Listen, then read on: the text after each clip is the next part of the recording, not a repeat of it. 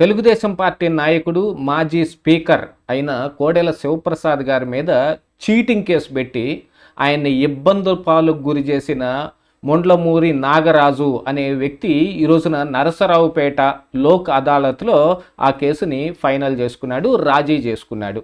మరి నరసరావుపేట సిఐ గారిని అతనే కోరుకొని మరి వచ్చి లోక్ అదాలత్లో ఆ కేసుని ఫైనల్ చేసుకొని వెళ్ళిపోతున్నాడు. ఎందుకంటే ఈరోజు కూటమి ప్రభుత్వం ఏం చేస్తుందో అందరికీ తెలుసు కదా. ఈ వైఎస్ఆర్ కాంగ్రెస్ పార్టీ నాయకుల మీద కానీ, సోషల్ మీడియా కార్యకర్తల మీద కానీ, లేదు వాళ్లకు వత్తాసు పలికిన వాళ్ళ మీద కానీ ఒక రకంగా కొరడా జులిపించే రకంగా ఉందని మరి ఈరోజు భయంతో వచ్చాడో, లేకపోతే నేను చేసిన తప్పుని ఏదో ఒక రకంగా సరిదిద్దుకోవాలని వచ్చాడో తెలియదు. కానీ శ్రీకాకుళం జిల్లాకి చెందిన ముడుమూరి నాగరాజు అనే వ్యక్తి 2019లో కోడెల శివప్రసాద్ గారి మీద చీటింగ్ కేసు పెట్టాడు. కోడెల శివప్రసాద్, కోడెల శివరాం ఆయన ఏదో ఈ అసెంబ్లీకి సంబంధించిన ఫర్నిచర్ మొత్తం ఆయన తీసుకెళ్ళి ఇంట్లో దాచిపెట్టుకున్నాడని, లేకపోతే కోడెల శివరాం పెట్టుకున్న ఒక హోండా షోరూంలో ఉందని, ఆ షోరూమ్కి వాడుకుంటూ ఉన్నారని, లేకపోతే తిరిగి అప్పగించలేదని ఇత్యాది వాటన్నిటి మీద ఆ రోజున వేధించటానికి ఏదో ఒకటి కావాలి కాబట్టి ఎవరో ఒకళ్ళ చేత కేసులు పెట్టించటం, ఆ తర్వాత ఆయన అరెస్ట్ చేసి వేధించటం, ఇవన్నీ తట్టుకోలేక ఆయన ఆత్మహత్య చేసుకుని చనిపోవడం జరిగింది. ఆయన నిండు ప్రాణాన్ని చేజేతుల వీళ్ళు దగ్గరుండి హరించినట్టయింది. దీని వెనక ఉన్న అసలు సూత్రధారులు ఎవరు అనేది ఈరోజు ఆ నాగరాజు అనే వ్యక్తి చెబుతూ ఉంటే ఆశ్చర్యకరంగా ఉంది. గోపిరెడ్డి శ్రీనివాసరెడ్డి, ఇక విజయసాయి రెడ్డి లాంటి వాళ్ళ ప్రోద్బలంతో నేను కేసు పెట్టాను అని అంటే, ఆ రోజున కేసు పెట్టే రోజు ఆయన ఆలోచించుకోలేదేమో. స్వయంగా నాగరాజునేమి స్పీకర్ గారు ఉన్న కోడెల శివప్రసాద్ గారు ఆ రోజు వచ్చేమి మోసం చేయలేదు కదా. వీళ్ళే ఏదో ఒక రకంగా కేసు పెట్టిస్తారు. ఆ కేసుల గురించి అందరికీ తెలిసిందే. కాకపోతే అలాంటి వేధింపులకు గురి చేయడానికి గల కారణం ఏంటనేది కూడా దాని నేపథ్యం అందరికీ తెలుసు. ఒక 23 మందిని అటు నుంచి తెలుగుదేశం పార్టీలోకి తీసుకున్నందుకో, లేకపోతే వాళ్ళు కోరుకున్న విధంగా మరి అసెంబ్లీలో ఆయన వాళ్ళ డిస్క్వాలిఫికేషన్ని ఆమోదించనందుకో, లేకపోతే ప్రతిపక్షంలో ఉన్నప్పుడు జగన్మోహన్ రెడ్డికి సరిగా మైకి లేదనో, లేకపోతే వాళ్ళని అవహేళన చేశాడనే పేరుతోటో, ఏదేమైనా ఆయన మీద కక్ష కట్టారు. ఆ కక్ష కార్పణ్యం తీర్చుకోవటానికి ఆయన ప్రాణాలే హరించినంత పని అయిపోయింది. ఇలాంటి ఒక చీటింగ్ కేసు పెట్టి ఆయన్ని తీసుకెళ్ళి జైల్లో కూడా పెడితే, అలాంటి ఉన్నత భావాలతోటి మెలిగిన వ్యక్తి, డాక్టర్గా ఎంతో పేరున్న వ్యక్తి, నరసరావుపేట ప్రాంతంలోనే తిరుగులేని మనిషిగా ఉన్న వ్యక్తి రోజున తీసుకెళ్ళి ఆయన జైల్లో పెట్టి అవమానకరంగా మాట్లాడుతూ, అవహేళన చేస్తూ, జైల్లో ఎలా ఉంటుంది అందరికీ తెలుసు కదా.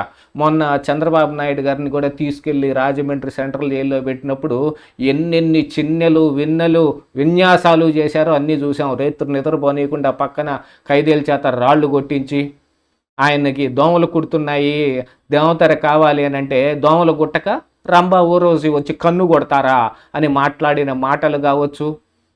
ఆయనకి వేడి నీళ్ళు కావాలంటే చన్నీళ్ళు పోసుకోలేడా, ఆయనకి వేడి నీళ్ళే కావాలా, మిగతా ఖైదీలతో పాటు కాదా అని ఆయన్ని అవహేళన చేసినట్టుగానే ఇంతకు మించి ఎక్కువగా శివప్రసాద్ గారిని కూడా అవహేళన చేశారు.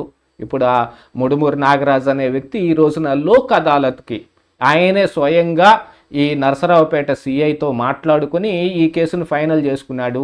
ఎందుకు చేసుకున్నాడు, దాని వెనుకున్న కారణం ఏంటి అందరికీ తెలుసు. ఇప్పుడు ఆ కేసు కనుక బయటకు తీసి దాన్ని మళ్ళీ ఏదైనా ఇనిషియేట్ చేయదలుచుకుంటేనో, లేదు కోడెల శివరాం దాన్ని శివప్రసాద్ గారి అబ్బాయి దాన్ని గట్టిగా దీన్ని తేల్చి తీరాల్సిందే అని పట్టుబడితేనో ఏదో ఒకటి జరిగే అవకాశం ఉందని ఈరోజు ఆ వ్యక్తి వచ్చి దాన్ని లోక్ అదాలత్లో, అంటే అటు ఇద్దరికి మధ్య రాజీ జరిగే విధంగా దాన్ని రాజీ చేసుకుని అతను వెళ్ళిపోతూ ఉన్నాడు. దీంతో పాటుగా ఏంటంటే, ఆ రోజున నన్ను వాళ్ళు విజయసాయి రెడ్డి లాంటి వాళ్ళు కుట్ర చేయబట్టే నేను ఇదిగో ఈ కేసు పెట్టాను తప్ప నాకే పాపం తెలియదు అనే విషయాన్ని ఈరోజు ఒప్పుకుంటూ ఉన్నాడు. ఒప్పుకున్నంత మాత్రాన ఇప్పుడు శివప్రసాద్ గారి ప్రాణం తిరిగి వస్తుందా, ఆయన మన మధ్యకి తిరిగి వస్తాడా? భౌతికంగా ఆయన లేకుండానే పోయాడు. కానీ ఈ రోజున ఇతని మీదకి రాబోయే కేసును తప్పించుకోవటానికి పోలీసు వ్యవస్థలో కూడా మరి ఇలాగ లోక్ అదాలత్లో పెట్టుకోవటానికి ఈ రకమైన హెల్ప్ చేస్తూ ఉంటే, మరి మేము కక్షా కార్పణ్యాలు తీర్చుకోవాలి అని కార్యకర్తలు ఆశించటం, మేము మాకు అలాంటి ఉద్దేశం లేదని అధినాయకులు చెప్పటం వరకు బాగానే ఉంది.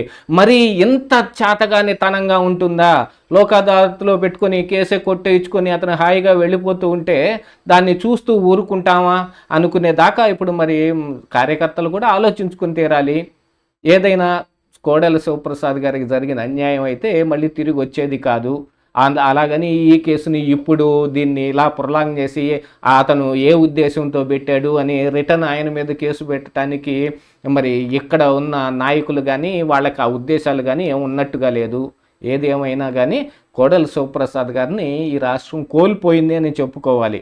విభజిత ఆంధ్రప్రదేశ్కి మొట్టమొదటి స్పీకరు, ఆ తరువాత వచ్చిన ఈ రాజకీయాలకి బలైపోయాడు. ఇక్కడున్న వ్యక్తులే కుట్రలు చేసి మరీ చంపేశారు అని అంటే దాంట్లో ఇక అలా జరగలేదు అని చెప్పుకోవటానికి ఏదైనా ఆస్కారం ఉంటుందా?